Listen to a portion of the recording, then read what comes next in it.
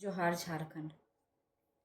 चलिए, अभी तक मैं बात कर रही थी कि किस तरह से झारखंड के लोगों का अधिकारों का हनन हो रहा है और शोषण हो रहा है। उनका जो अधिकार है, कभी नौकरी को लेके, कभी वेतन को लेके, वो पूरा नहीं होता है। और सिर्फ इतना ही नहीं है, यहीं पे बातें रुकती नहीं हैं। हमारे साथ जब भी ऐसा होता है तो वर्ग में बहुत हर वर्ग में कभी ना कभी कोई एक नायक बन के उभर के आता है और अपने हित और अधिकारों की लड़ाई लड़ता है, और कुछ ना हो तो कोर्ट का दरवाज़ा खटखटा के अपने अधिकारों को लेके आता है। पहली बात तो लोग हमारे लिए कार्य नहीं कर रहे होते हैं, हमारे उत्थान के लिए, हमारे विकास के लिए। लेकिन अगर जब हम अपने अधिकारों को लड़कर, अपनी बातों को रख कर, जब कोर्ट का दरवाज़ा खटखटा कर भी अपने हक और अधिकार को लेके आते हैं, उसके बावजूद ज़मीनी स्तर पर किस तरह से शोषण होता है, हम उसकी बात करते हैं। कि हम अपना अधिकार लेके आ जाते हैं, उसके बाद किस तरह से वो कहते हैं ना, अधिकार सरकारी रूप से, कानूनी रूप से मिल जाने के बावजूद किस तरह से हमारा शोषण किया जाता है। और कहीं ना कहीं मैं ऐसा मानती हूँ कि उस शोषण का जिम्मेदार जितना हो, उसके साथ साथ कहीं ना कहीं हिस्सेदारी भी है। क्योंकि कोई भी तंत्र या कोई भी व्यक्ति, कोई भी पदाधिकारी अकेला कोई कार्य अगर गलत कर रहा है तो या तो आप उसका साथ दे रहे हैं, या तो फिर आप कुछ अगर उसके खिलाफ एक्शन नहीं ले रहे हैं। इसका मतलब तो यही है ना कि आपकी भी वहाँ हिस्सेदारी है और भागीदारी है, और डरते हैं आप, आपको हिस्सा मिलता है, इसीलिए आप बातों को, अपनी आवाज़ को उठाना नहीं चाहते। आज हम बात करते हैं हमारे यहाँ जो कार्यरत, झारखंड में जो कार्यरत हैं, गृह रक्षा वाहिनी, जिसको हम इंग्लिश में होम गार्ड बोलते हैं। एक ऐसा वर्ग जो कि पुलिस बल में रह के कार्य करता है, और उन्हों का भी वही स्थिति था कि समान काम का समान वेतन को लेकर उन्होंने अपनी बातों को रखा, ठीक है, और अपनी जीत हासिल की, अपने अधिकारों को हासिल किया है कि समान काम का समान वेतन देना पड़ेगा, जिसके तहत सारे होमगार्ड का सैलरी बढ़ा, जो कि अभी 30,000 के लमसम है, जो कि पहले 12,000 था। मतलब समय समय के अनुसार बढ़ता गया, 12 से 18 हुआ था, और अभी है कि समान काम का समान वेतन देना होगा, तो होमगार्ड का वेतन है 30,000, अप्रॉक्स 100-200 ऊपर नीचे होगा। अब बात करते हैं, अधिकार मिल गया। अब हम आपको एक और बात बोलते हैं जिसके बारे में शायद बाकी लोगों को पता है चाहे नहीं पता है, लेकिन होमगार्ड में जो कार्यरत हैं वो लोग बहुत अच्छे तरीके से जानते हैं, ठीक है, और लोग डरते हैं बातों को बोलने के लिए कि किसी तरह से उनका रोजगार में आँच ना आ जाए। पर मुझे किसी बात का भय नहीं है, क्योंकि आप हमारे अधिकारों का हनन कर रहे हैं, आप हमारा शोषण कर रहे हैं, तो डरने की ज़रूरत आपको है, ना कि हमें। तो बताते हैं कि होमगार्ड का शोषण कैसे होता है झारखंड में। झारखंड में और ख़ास करके धनबाद में होमगार्ड को जो ड्यूटी दिया जाता है ना, उस ड्यूटी के लिए होमगार्ड से पैसे वसूले जाते हैं। और ये बात भले ही प्रत्यक्ष रूप से कोई बात बोले या ना बोले, ये बात सभी को पता है। लोग अपने नौकरी के डर की वजह से नहीं बोलते हैं। जब इनका सैलरी 18,000 था या 12,000 था, तब उस समय उनके हिसाब से पैसे लिए जाते थे 2,000 रुपये। आपको ड्यूटी देने के लिए, काम करने के लिए, आप काम मांग रहे हैं, उस काम के बदले आपको पैसा, सैलरी जो मिलेगा, वो एक तरह से हिस्सेदारी तो है। भले ही आप लड़ के अपने अधिकारों को लेके आ गए हैं। अब चूंकि 18 से 30,000 हो गया है, तो घूस के पैसों में भी बढ़ोतरी हुई है। जिस तरह महंगाई भत्ता बढ़ता है ना, महंगाई बढ़ने से आपकी सैलरी बढ़ गई, भले ही आप लड़ कर आए हैं। जब आपका 12-15,000 सैलरी था, तब किसी ने आवाज़ नहीं उठाई। आप अपनी लड़ाई खुद लड़कर जीत कर आते हैं, और जीतने के बाद भी आप जो कार्य कर रहे हैं, उस कार्य में आपसे घूस लिया जाता है आपको ड्यूटी देने के लिए। अब वो बढ़ा के 5,000 कर दिया गया है।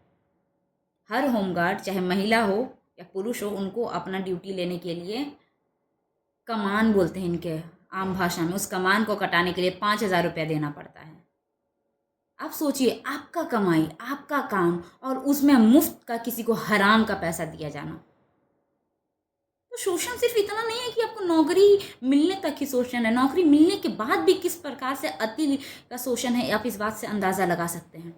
अगर आप नहीं दीजिएगा तो पता नहीं कब आपका आएगा। आपका घर धनबाद में आपको एकदम किसी ऐसे कोने में ड्यूटी दे दिया जाएगा, उसका कोई हिसाब नहीं है। शोषण का कोई एक स्तर थोड़ी है कि सिर्फ नौकरी ले लेने से हमारा जीवन आसान हो जाएगा, क्योंकि लोग बैठे हुए हैं ना उस पद पे। आप क्या कीजिएगा, आप न्यायपालिका के पास जाइएगा और अपने अधिकारों को लेके आइएगा, लेकिन वो लोग तो वहीं पे बैठे हुए हैं ना।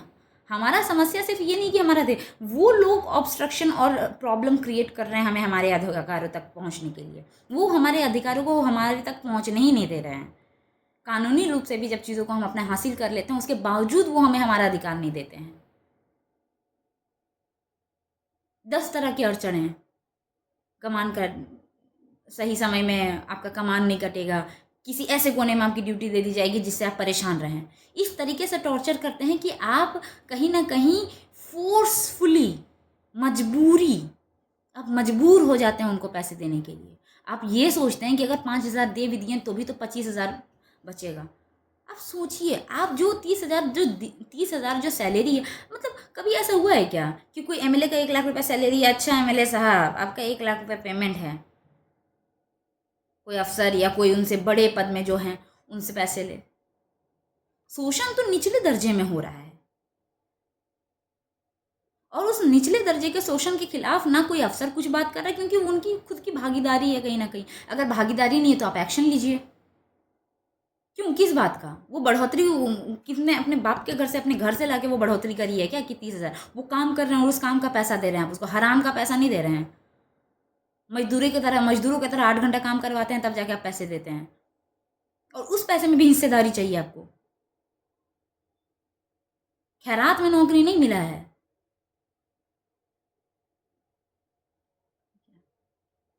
लोगों ने पढ़कर, दौड़कर, अपना खून पसीना ही करके उस नौकरी को हासिल किया है, उसके बावजूद भी आपको उस सैलरी में हिस्सा चाहिए। ये स्थिति है झारखंड का। क्यों ना पीछे रहेगा? कह तो रहे हैं, बेरोजगार जो स्टूडेंट हो उनका अलग शोषण हो रहा है, जो रोजगार में है उनका अलग शोषण है, कुछ लोगों को काम कराया जा रहा है, उनको पैसा नहीं दिया जा रहा है। कैसे, मतलब कैसे? हमको एक बात बताओ, एक इंसान है, यहाँ बेड़ी बांध दी है, यहाँ बड़े बांध दी है, गले में बेड़ी बांध दी है, पैरों में बेड़ी बांध दी है, कमर में बेड़ी बांध दी है, और कह रही है ये तो चल ही नहीं पा रहा है। कैसे चल पाएगा? और बीच बीच में कोड़े मारते रहो। ठीक है, कैसे तरक्की करेगा झारखंड और झारखंड के लोग? तरक्की करने दोगे तब तो तरक्की करेगा। जो सैलरी देते हो उसमें भी इतने तरह के टॉर्चर और टेंशन देते हो कि उसका कोई हिसाब नहीं। आप आम जिंदगी जीने ही नहीं देते हो। वो अपने विकास के बारे में कहाँ से सोचेगा? आप उसको वो, मतलब जो ऑफिसर्स है वो अपने बच्चे को ऑफिसर्स बनाए, जो पॉलिटिशियंस है वो अपने बच्चे को पॉलिटिशियंस बनाए, और जो ग्राउंड लेवल पे जो लोग हैं, ठीक है, उनके बच्चे भाई मजदूरी करो ज़्यादा से ज़्यादा। अगर होमगार्ड का बच्चा है तो होमगार्ड तक ही सोच पाना, उससे ज़्यादा दूर का मत सोचना। क्योंकि ज़्यादा पैसा, अगर तुम्हारे अधिकार के पैसे तुम तक मिल गए, तुम तक सारी चीज़ें पहुंच जाए, तो फिर अब बाकी लोग कैसे क्या करेंगे? फिर तो करप्शन को समझने लगोगे, चीज़ों को समझने लगोगे, तो तुम्हारा शोषण कैसे हो पाएगा? शिक्षा से इसीलिए तो सालों तक शिक्षा को क्यों दूर रखा गया? बी आर अम्बेडकर ने हमेशा शिक्षा के ऊपर इतना जोर क्यों डाला? अब बात शिक्षा नहीं, शिक्षा के साथ साथ अपने आवाज़ को उठाने हैं। ठीक है, अपने अधिकारों, हम एक दूसरे को, अगर एक आदमी करप्शन कर रहा है और अगर हम उसको 5,000 दे रहे हैं, तो आप अपने दूसरे साथी को कमज़ोर कर रहे हैं और उसको करप्ट करने के लिए और आप बढ़ावा दे रहे हैं। जितना वो भ्रष्ट है पैसे लेने में, कहीं ना कहीं आपकी भी उतनी ही भागीदारी है कि आप उसको पैसा दे रहे हैं। इसीलिए तो उसको बढ़ावा मिला कि ये नहीं देगा तो कोई और दे देगा, उसको हम वो अच्छा जगह में ड्यूटी दे देंगे। क्यों? सर्कुलेशन कीजिए, हर आदमी का अलग अलग जगह पे ड्यूटी लगाइए। आज इसको मौका मिला, कल उसको मिलेगा, और उसके लिए भी पैसे देने की क्या ज़रूरत है? झारखंड कमज़ोर है नहीं, बनाया गया है। एक होता है ना कि इंसान जिसको हम, एक पैर है, उस पैर को हम रोज काट रहे हैं, रेत कर रहे हैं, रेत रहे हैं, और बोल रहे हैं ये चल क्यों नहीं पा रहा है? चल कैसे पाएगा? चलने दोगे तब तो। ठीक है, क्यों नहीं विकास कर पा रहा है? विकास के लिए काम क्या किया गया कि झारखंड विकास करे? हमको एक बात बताया जाए। गिन के जो कहते हैं ना 10 पॉलिटिशियंस जिनको देख के एकदम दिल से इज्जत निकले कि हाँ ये आवाज़ उठा रहे हैं और शांति से हैं, मतलब कहते हैं ना कि इन लोगों के अधिकार और हक के लिए काम कर रहे हैं, निडर होकर, बिना डर बिना भय के। ऐसे आपको 10 पॉलिटिशियंस नहीं मिलेंगे पूरे झारखंड में। ये सिर्फ इलेक्शंस के टाइम पे एक्टिव मोड पे होते हैं, बाकी टाइम पैसिव मोड में आ जाते हैं। और उस एक्टिव मोड में भी एक ही एजेंडा है, ये उसकी बुराई करेगा, वो इसकी बुराई करेगा, काम किसी को नहीं करना है। ठीक है, खैरात का हराम का पैसा लूटना है 5 साल, और उसके बाद इलेक्शंस के टाइम पे इन्वेस्ट करना है, वोट खरीदना, कुछ करना हो। और लोगों की क्या गलती है? जिनके खाने के लाने हो वो उनके पास सोचने और समझने की क्षमता रह जाती है क्या? भूखा पेट कुछ नहीं सोच पाता है। क्या तो हम जिन लोगों की बात कर रहे हैं ये वो लोग हैं जो शिक्षित हैं, जिन्होंने लड़ के अपने पढ़ाई करके हर तरह से हर अपनी योग्यता को साबित करके जो नौकरी ली है, उनके साथ ऐसा शोषण हो रहा है। आप सोचिए बाकी लोगों का क्या हाल है, जो शिक्षित नहीं है, जो कमजोर वर्ग के लोग हैं। अभी तो शुरुआत किया है, आपको बताते हैं धीरे धीरे कितने सारे करप्शन है। विचार कीजिएगा कि क्या, मैंने बोला तो था भगत सिंह को भी ना अपनी आवाज को रखने के लिए पार्लियामेंट में बम धमाका किया गया था। इसलिए नहीं क्योंकि किसी को आघात किया जा सके या किसी को नुकसान पहुंचाया जा सके, ताकि जब लोग अपने घमंड में चूर हो जाते हैं तो उस बहरे लोगों तक अपनी आवाज़ को पहुंचाने के लिए, क्योंकि वो आवाज़ कहीं ना कहीं दबी और कुचली रह जाती है निचले स्तर पर ही। लेकिन जब 100 आदमी, 1000 आदमी, 1 लाख आदमी एक ही स्वर में गाता है या बोलता है या आवाज़ उठाता है, तो एक बहरा सा, कहते हैं ना, आप कितना भी कान में लगा लो, हेडफोन्स लगा लो, आप रुई डाल लो, कुछ भी, यही तो कर रही है, सुनना नहीं चाहती है जो सरकार, उस तक वो बात पहुंचती है। और हमें हमारे अधिकारों के लिए लोगों को बाध्य करना पड़ेगा, सिर्फ कानूनी रूप में पाने के लिए नहीं है, उसके बाद भी कहते हैं ना ग्राउंड लेवल पे उस चीज़ को लागू करने के लिए भी। And we have to do this. अभी नहीं करेंगे तो कब करेंगे? आप क्या चाहते हैं आपके साथ जो शोषण हुआ वो आने वाली पीढ़ी, आपके बच्चे के साथ भी वही शोषण हो? जब संविधान ने हमें वो अधिकार दिया है कि सिर्फ राजा का बेटा ही राजा नहीं बनेगा, कोई मुख्यमंत्री है तो उसका बेटा ही सिर्फ सक्षम नहीं है मुख्यमंत्री बनने के लिए, कोई दूसरा व्यक्ति जो उस जगह का ज़्यादा उद्धार कर सकता है और जिसके अंदर उससे ज़्यादा क्षमता है, तो वो भी उतना कैपेबल है और उसको राजा बनाया जाए। अगर वो ज़्यादा अच्छे से काम को कर सकता है तो उसको मुख्यमंत्री बनाया जाए, उसको प्रधानमंत्री बनाया जाए। लेकिन ये सिर्फ संविधान और किताब तक ही लागू नहीं हो रहना चाहिए, हमारे जीवन स्तर में भी लागू होना चाहिए। हमें इस बात को एक्सेप्ट करना पड़ेगा that we are the king maker. हम बनाते हैं लोगों को सत्ताधारी और लोगों को शासन करने की क्षमता और वो ताकत देते हैं।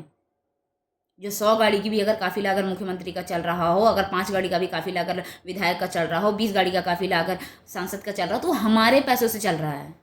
चाहे हमारे अधिकारों और शोषण का वाला पैसा हो, चाहे अगर सही रूप से अगर किया जा रहा है तो हमारा दिया हुआ टैक्स का पैसा हो। वो पौती कहीं से कोई किसी का कोई सोना का खदान नहीं है जहां से वो पैसा ला के चीज़ों को कर रहे हैं।